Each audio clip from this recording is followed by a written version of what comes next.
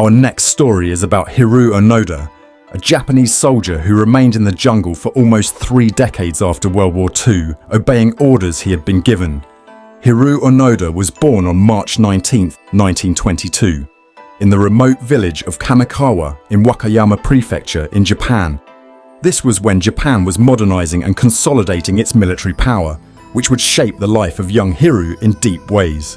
His father, Tanejiro, a much cultured man, was a journalist and educator, and his mother, Tamai, a teacher for children. The family nestled in the charming hills of Wakayama Prefecture.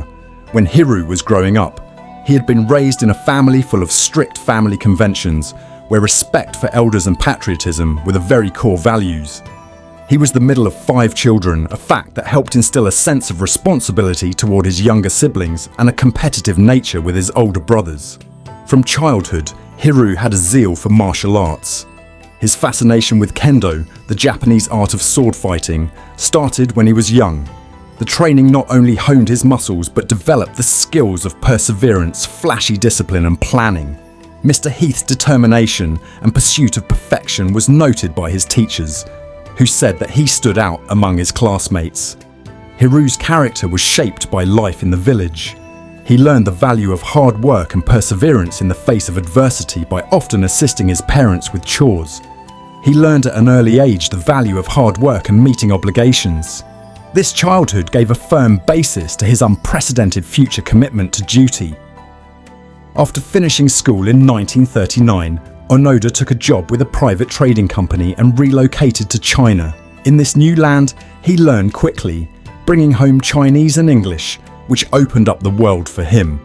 His day-to-day at the trading company developed in him the skill of negotiation, artistry in finding a compromise, and the talent to connect with individuals from disparate cultures.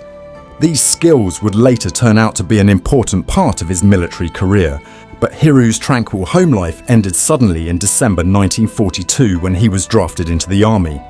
World War II was at its height, and Japan badly needed fresh troops.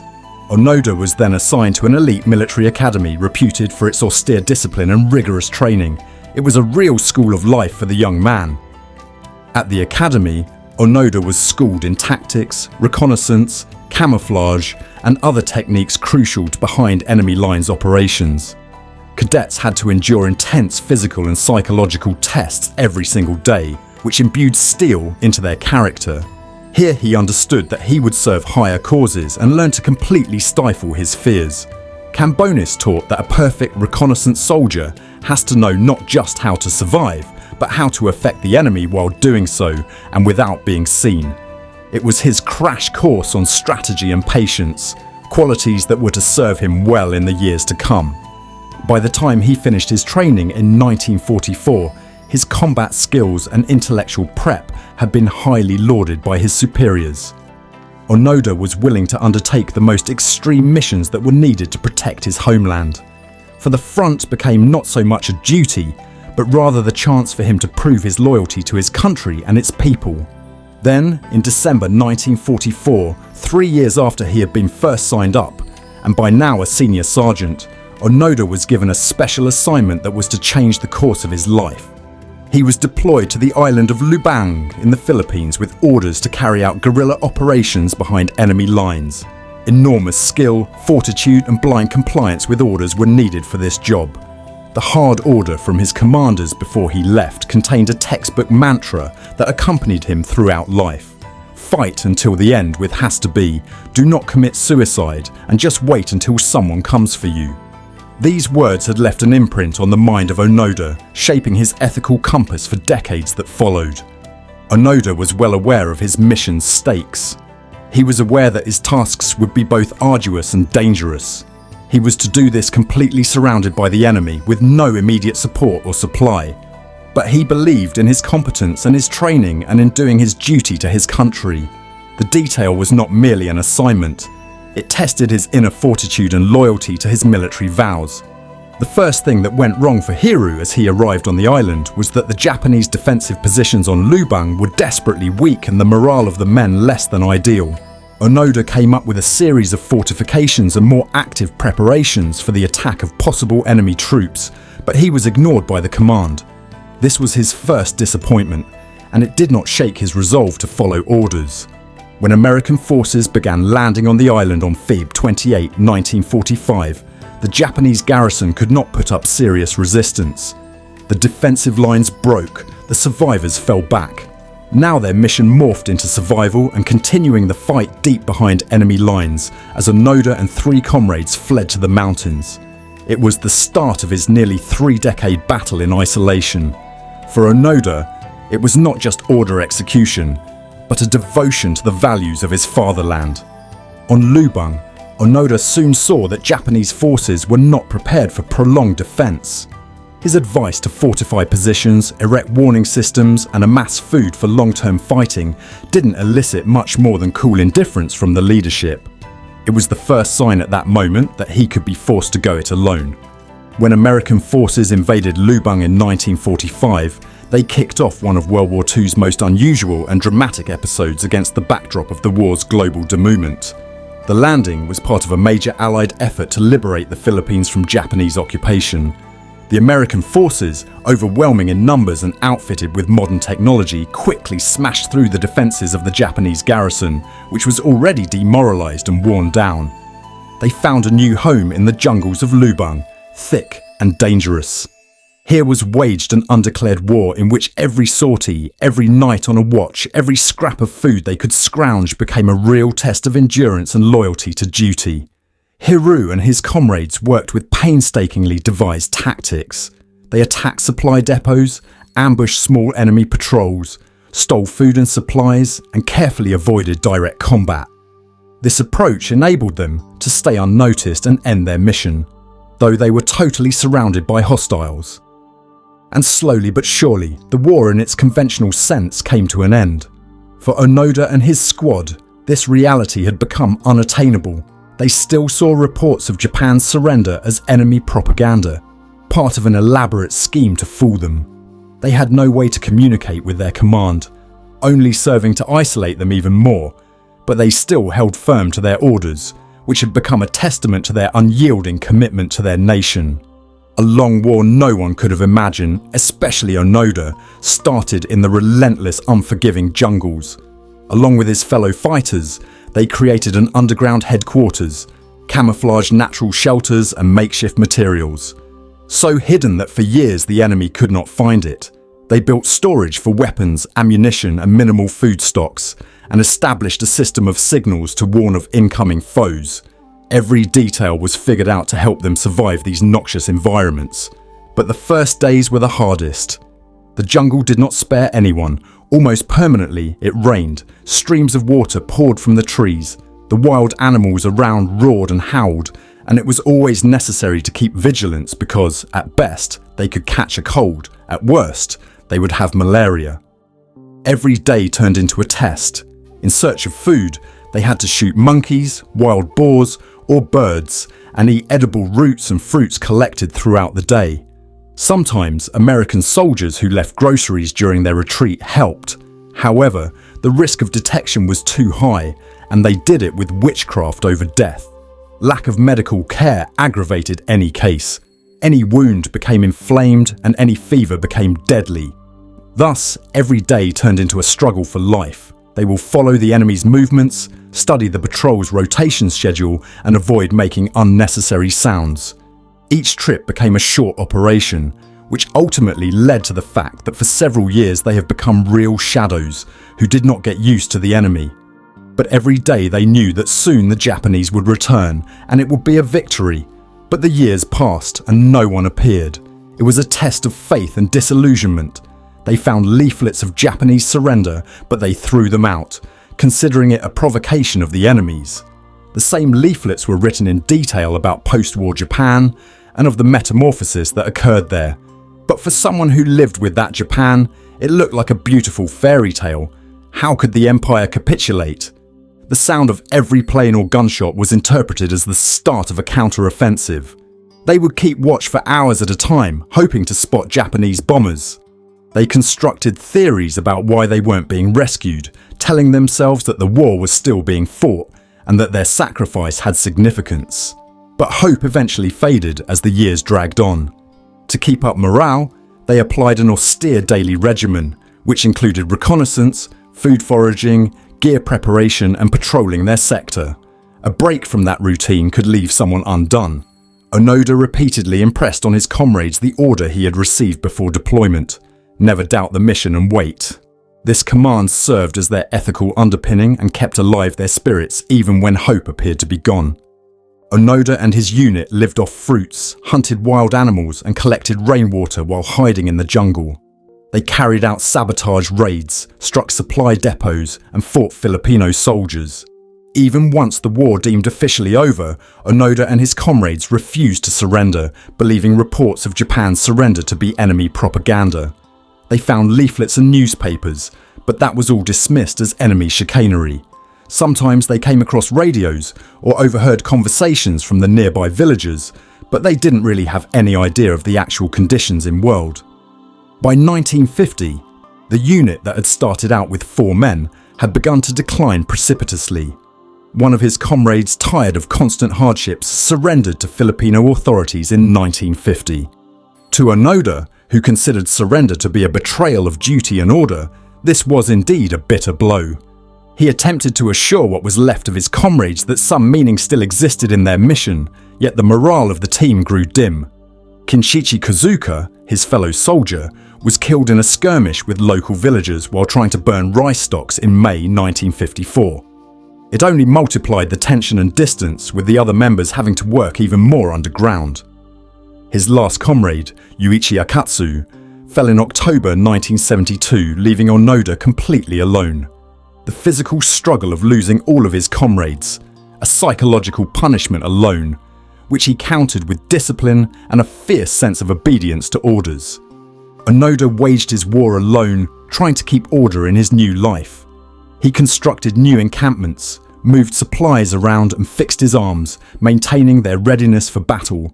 Focus was needed from morning till evening in the face of the relentless wilderness and the hostile forces at play outside, but no less for the inner source of distress being the loneliness and frustration of the unknown and the fight against despondency. Still, he would not let himself have a moment of doubt about the bringing his duty and loyalty to his oath. Writing in the autumn of 1942, Peake also remembered that this was the period that formed up to the high point of his endurance and heroism, and when he became a figure of model loyalty to duty. Onoda was also seen by local villagers as an elusive ghost of war, a villainous spectre to be feared. Each time he emerged from the jungle, he was a genuine threat. Onoda assaulted farmers, damaged their food rations, and accused them of working with the enemy. These attacks often resulted in the deaths of civilians, increasing fear and consolidating his cover as a mysterious and ruthless fighter who was never quite visible to the military and police.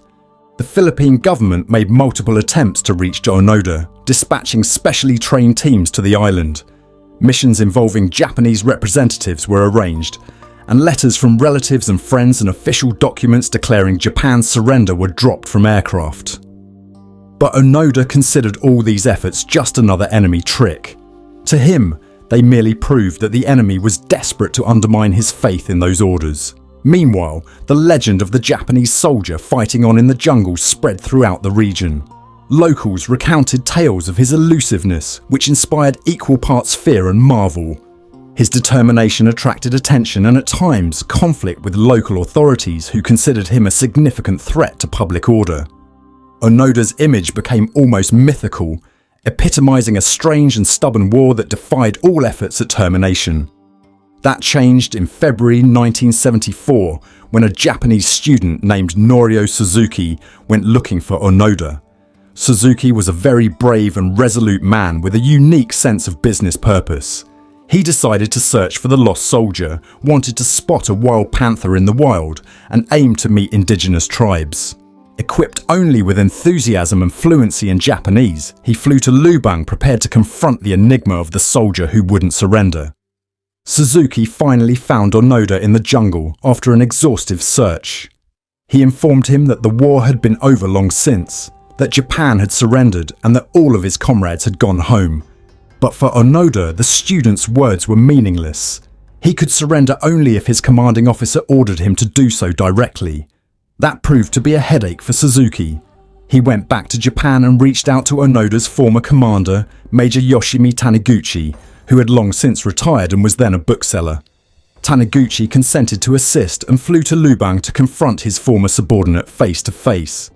Taniguchi brought documents declaring an end to the war with him to the island, officially relieving Hiroo Onoda of his military duties. It was a defining moment of Onoda's life. After having faced hardship, starvation and discipline in the jungle for almost 30 years, he finally realized that this war was over. It was not just a contact with reality, but a re-entry into a world that had radically changed during the decades he loyally served his orders.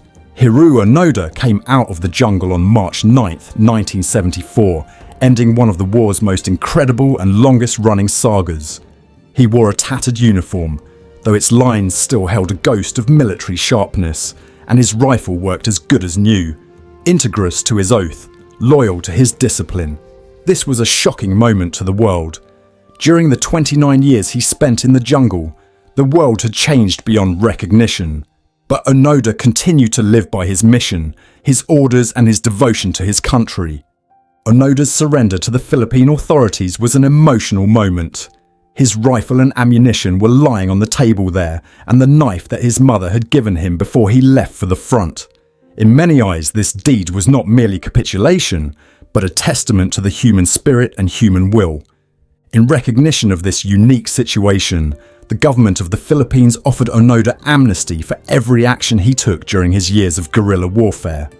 His story turned to a deep analysis of loyalty, the willingness to sacrifice oneself for their country, and how strong the human spirit could be in withstanding decades of suffering and torture. On March 12, 1974, Onoda returned to Japan, and that was a major test for him. It was a country still tortured by the trauma he once knew. Japan's economic miracle had produced new technologies, modernization, and a complete transformation of its culture.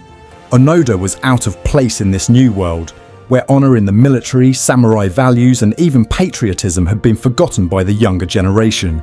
Values Onoda had all been core to his life. He struggled to make peace with a world governed by pragmatism and the chase for material success. Onoda chose to leave his native land in search of a place where he might belong. He emigrated to Brazil, where he and his brother became farmers. In Brazil, he discovered solitude, but also a new purpose, working the land as his people had before him. Onoda married Makiko Ono in 1976. She shared his outlook on life with him. Together they built a small but harmonious farm, where Onoda finally found the peace for which he had been searching for so many years. Though thousands of miles from Japan, Onoda's ties to his native land were never broken. 10 years after he returned from the jungle in 1984, he finally settled back to Japan, where he built a youth camp. It was at this camp where he found his calling, a campsite for sharing survival skills, discipline, and the values he thought were vital for nurturing true leaders. He not only taught physical skills, but shared his life story, demonstrating the importance of resilience, self-discipline, and loyalty to one's convictions. The camps become a singular destination, drawing young people from all over the country who wanted to learn from a man whose life was an example of bravery and love. Teaching was the easy part for Onoda. To many, he was the living embodiment of how to overcome any obstacle while remaining true to one's beliefs. He felt the need to connect a broken chain between the past and future, and combat the notion that he saw in some young people, that they do not care about their traditional culture or the honour of their families. Onoda's story has captivated millions across the globe. He recounted his experience and philosophy in interviews, memoirs, and public appearances. He routinely gave speeches at universities, providing students with insights about the power of discipline and resilience.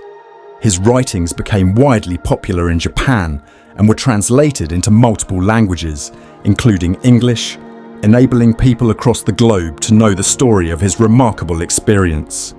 Onoda was also routinely invited to international conferences, where he was invited as an example of resilience and fidelity to principles. His tales of the years in the jungle never failed to inspire profound respect and touch the hearts of those who listened. Most people came to his talks to thank him in person for the inspiration that his example provided. Shiota claimed as he focused on the fact that the message of loyalty to ideals and perseverance, no matter how difficult, was a paramount. His life taught an entire generation a deep lesson. His youth camp, where he would tell his story of how he fought through fear and hopelessness, instilling in young people that challenges are an opportunity for growth and you never give up. For many people, Onoda personified how someone can be resolute in their beliefs in the face of great trials. Hiroo Onoda died on Jan 16, 2014 in Tokyo. He was 91. When he died, Japan recalled him as one of the last survivors of an era when honor and duty were paramount. He died of pneumonia-related complications. Doctors' efforts to save him failed, and he died in a Tokyo hospital. His death marked a landmark moment in Japan and elsewhere. Many took the occasion to reflect on his incredible story, which had become emblematic of faithfulness to duty and faithfulness to orders. His life and death inspired an outpouring of respect and admiration.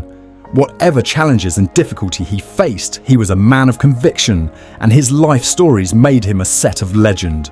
His legacy lives on, reminding us to find hope in every seed of sorrow, to cultivate resilience in the face of adversity, and to nurture our dreams despite the storms that may come.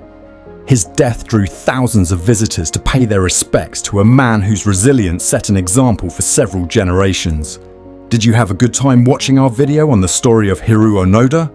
Please remember to subscribe to this channel, like the clip, and share this story with friends. We could not bring you more inspirational stories without your feedback and support.